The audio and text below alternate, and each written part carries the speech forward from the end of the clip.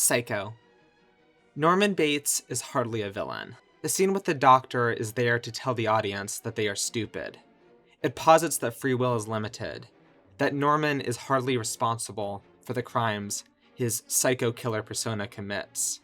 His main crime is being a peeping Tom, but even that is a result of repressed sexuality by his controlling mother. She just goes a little mad sometimes. We all go a little mad sometimes. Haven't you? The villain here is the trauma and abuse inflicted upon a boy by his parent. He never could overcome it, so it became the dominant host of his body. The film suggests the mentally disturbed need medical attention and aren't always necessarily responsible for their actions.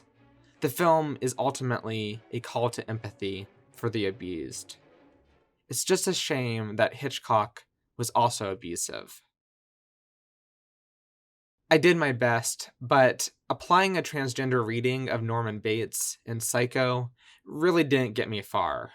If we look at the film specifically, rather than its legacy and cultural influence, there's just so little to work with here. Yet, there is plenty to say about how it treats gender within the context of cis relationships, and surprisingly, a fair amount to say about marriage and social expectations of gender at the time.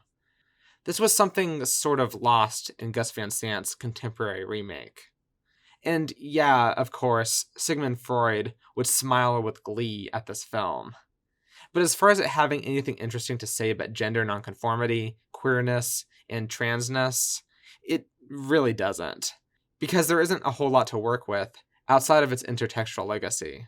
Society is so fixated on the traditional gender binary and stereotypically dehumanizing ways that a male body and feminine clothing is automatically assumed to be trans-coded, even during a time where transness was hardly in the public consciousness. A man who dresses in women's clothing in order to achieve a sexual change or satisfaction is a transvestite. But in Norman's case, he was simply doing everything possible to keep alive the illusion of his mother being alive. In a rather polarizing scene, Hitchcock did his absolute best to ensure associations made between transvestism and Bates was limited. And when reality came too close, when danger or desire threatened that illusion, he'd dress up.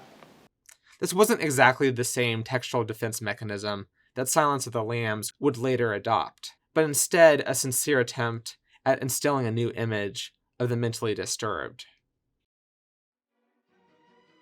I think Psycho is just about as incredible as everyone says. I would be compelled to rave about it in a purely formalistic way, but at the same time, Psycho could be argued as an early example of postmodern cinema. The way in which it plays with narrative almost acts as a prototype for classics like FARGO.